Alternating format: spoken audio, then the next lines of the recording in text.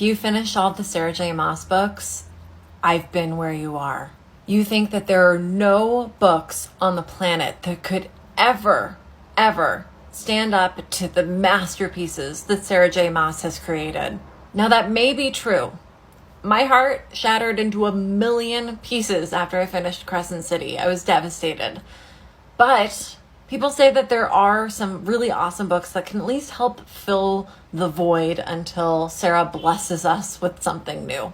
This is part 9 of my roundup of quite literally hundreds of recommendations that wonderful people of TikTok shared. So let's get into it.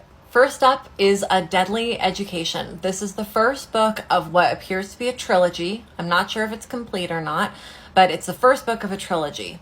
This came highly recommended by multiple people actually, but I do feel the need to be a little honest. I tried starting this book about a year ago and I couldn't get into it. It's just been sitting unread in my Kindle. I have a curse where I feel like I need to finish every book that I start. That one is on ice until I'm ready to get through it, but people do love it.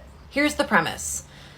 The main character's name is Elle, and she has extreme destructive abilities with her magic. And she goes to a school for dark magic, where basically to pass the school, you need to survive.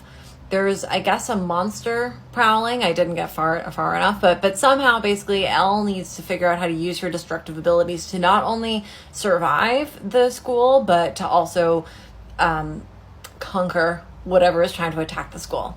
Next up is Furyborn. Now, this series seems really cool. It follows 2 characters, both independent women, separated by 1,000 years.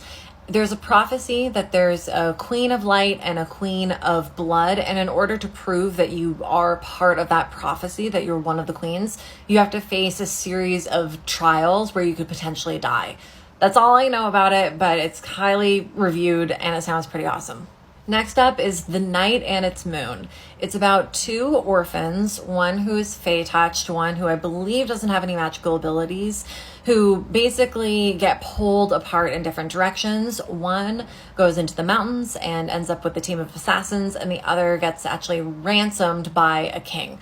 Sounds pretty cool. I believe it's a standalone book, so I'm going to check it out for sure. Follow for part 10.